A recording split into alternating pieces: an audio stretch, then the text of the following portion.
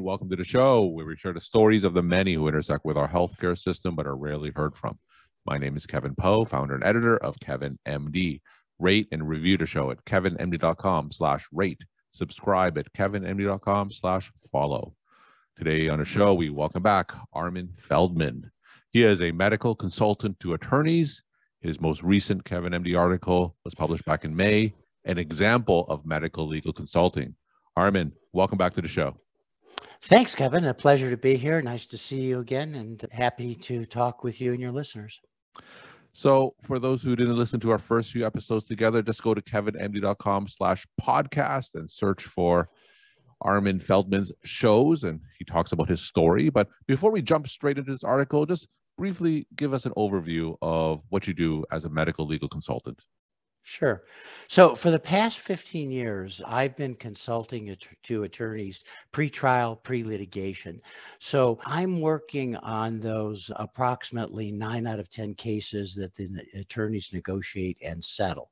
I've been training other physicians how to do this for the past 13 years, and other physicians all over the country now doing this. So we're helping the attorneys to better negotiate and settle their cases for better value with less attorney time. We're helping them get the appropriate medical care for their clients.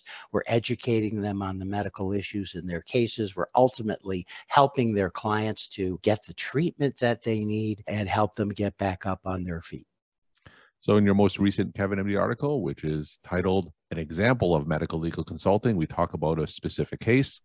Before getting into the case itself, tell me how this came across your desk. So I work with all these medical legal consulting businesses tend to be local businesses. So I work with attorneys primarily in the Denver and Colorado Springs area, but really all through Colorado. And I was asked to consult on this case by one of my ongoing clients.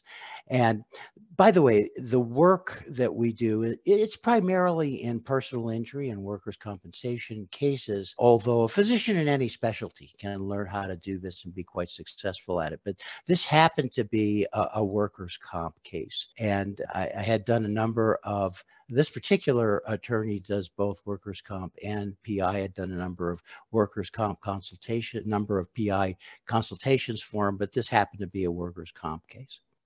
All right, so tell us about the case and what they asked you to do. Sure. So there are 15 or 16, maybe 17 different types of specific services that we offer these kinds of attorneys. And we do a lot of different things. We do medical summary reports with our medical opinions that attorneys use as part of settlement demand letters.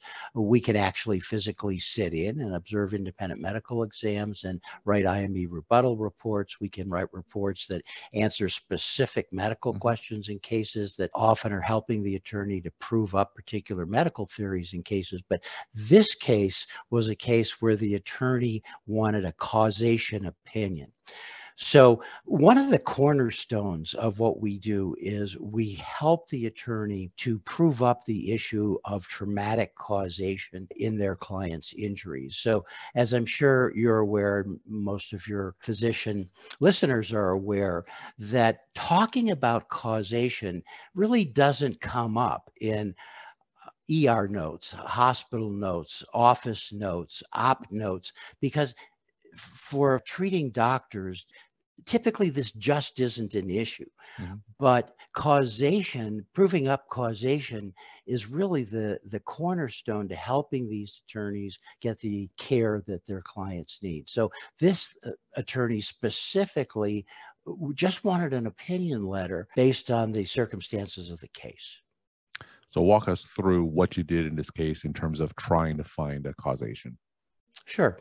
So here's how it works, by the way, Kevin, in every case. So obviously the attorney will get a hold of us or get a hold of me, and we'll discuss the case by phone. Then typically they will send the medical records. Of course, in the olden days, they came as hard copies. Now they come digitally, and I'll review all the medical records. After reviewing all the medical records in the case, then I'll typically interview the client of the attorney. Now, 95% of the time I can do that interview by phone or these days by Zoom. If I really feel I need to eyeball the client, I can interview them in the conference room in the attorney's office to help clarify the issues, the medical records, and so forth. And then I'll do whatever medical research is needed, and then I'm in a position to write a cogent report.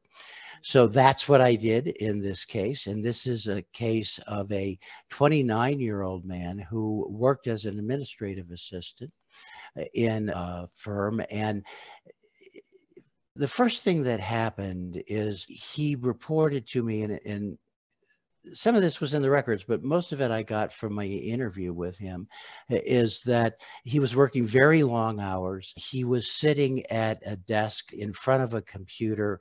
He mentioned that the ergonomics of the way he was sitting, the way the desk was positioned, particularly the way the computer screen was positioned, is he was looking at up at an odd angle at the computer screen, and he was doing this consistently for months. Then his employer gave him the job of moving very heavy boxes with files in them from a storage room where the boxes were, most of these boxes were stored on shelves that were above this guy's head.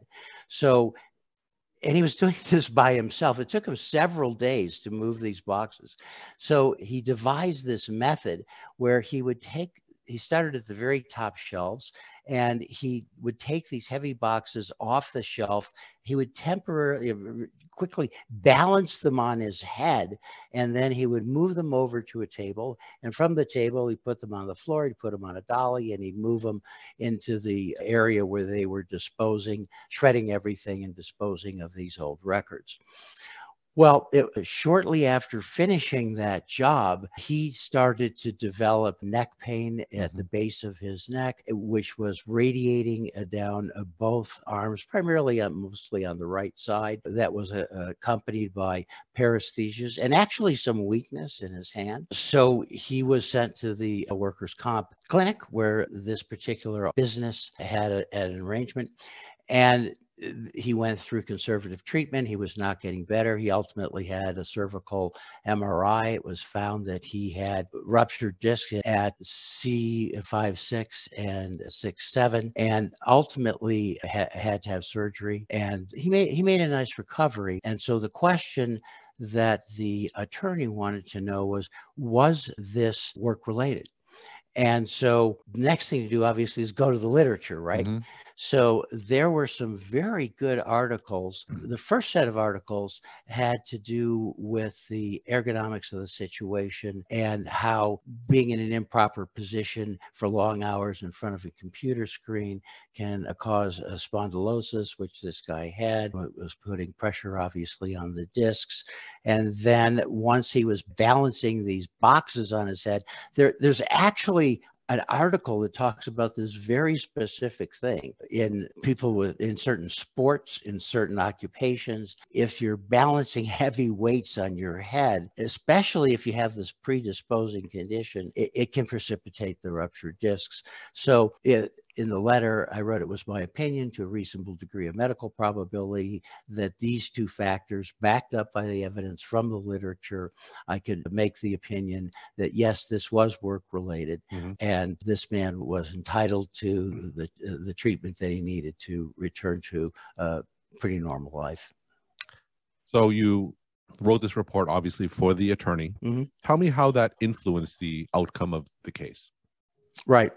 So in these areas of the law, it's probably, in most cases, it's probably best for the client, the attorney, our legal system, the insurance companies, if these cases can be settled. And most of these cases are settled. Now, if a settlement can't be reached and the case is going to go, in a PI case, if the case is going to go to trial, or in a workers' comp case, if it's going to go to an administrative hearing, then at that point, the attorney is going to need medical experts in every area of injury. But for the purpose of negotiating and settling the case, what the attorney needs are typically well-reasoned, well-written medical opinions and reports backed up by evidence from the medical medical literature. At that point, at trial, you need a medical expert, right? Mm-hmm. But for the purpose of negotiating, settle the case, the way our legal system works is that a physician can render these medical opinions, and they carry weight in the negotiation process. Mm-hmm. You don't have to be an expert in this particular field. Recently did a case where a guy developed diabetes after a traumatic injury, and in this case, and in the diabetes case, without bringing in experts, but based on the opinions in my reports, these issues were able to be negotiated into the settlement, Mm-hmm. which obviously raised the settlement amount, but also provided the future medical costs for the client to get the appropriate medical treatment. Now, from beginning to end, from when you started reviewing the case, doing research, and then writing the report, approximately how long did that take you? Yeah, that's a good question. So this case probably was 8 hours. Mm-hmm. As opposed to doing medical expert work, the average case for a medical consultant, medical legal consultant, it's typically maybe 5 to 12 hours. And this case, I think, came in. The reason it came in around 8 hours is it was only a 2-page report, right? So the report didn't take that long to write. Most of the time was spent on the other things, the research, the interviews, and so forth. We're talking to Armin Feldman. He is a medical consultant to attorneys. His latest KevinMD article is titled An Example of Medical Legal Consulting. Armin, what are some of your take-home messages that you want to leave with the KevinMD audience? Yeah. So as you know, and as all of your listeners know, private practice is probably dead. Almost all physicians now are employees. And so what's the biggest trend among physicians? Many physicians, maybe even most, they want a side gig that's all their own, right? Something that can be stimulating, interesting, help people, be lucrative, and something that isn't dictated by some big corporation or some big hospital system. So one of the take-home messages is if you really love all aspects of medicine, if you got a kick out of medical school and really enjoy being a physician, and you like to learn and you'd be interested in learning a lot about a lot of various aspects of medicine, if you want something that is all your own, if you want to do something that provides you with some non-clinical work and some additional income, that's how most physicians do medical legal consulting, is on a part-time basis. You really need at a minimum about 8 hours a week in order to do this justice and make it fly. If you don't have that much time, I don't suggest you do it. But if you have that much time available and you want something really stimulating, interesting, rewarding, and this is an example, the case today is an example, help the client, help the attorney, helped our system. I don't mean to be too grandiose about it, but in a small way, helped our society, then this is something that you can look into. And for those physicians interested in taking that next step and exploring medical legal consulting, I know you have some resources for that. Yes. So I have a training program, my medical legal consulting coaching program. If a physician would be interested in that, they can reach me at MD BizCon, C-O-N, short for MD Business Consultants, but mdbizcon.com. And that training program is available they can start any time of the year. Also, starting August the 8th, I have the next run of my online training course. That training course is over 8 weeks. There are 4 modules in the training course, there are 4 videos per module, along with downloadable materials and a live Q&A with me at the end of each section. That starts August the 8th. And if you want information about that, the same, go to mdbizcon.com. Armin, thanks again for coming back on the show and sharing your time and insight. It was a pleasure. Thanks, Kevin.